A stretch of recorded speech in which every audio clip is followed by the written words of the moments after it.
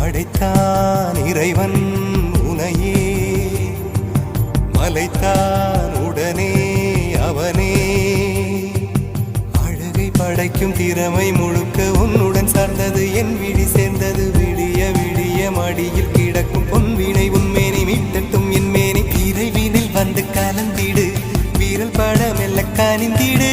உடல் மட்டும் இங்கு கிடக்குது, உடன் வந்து நீயும் உயிர் கொடு. பல்லவன் சிற்பிகள் அன்று பண்ணிய சிற்பத்தில் ஒன்று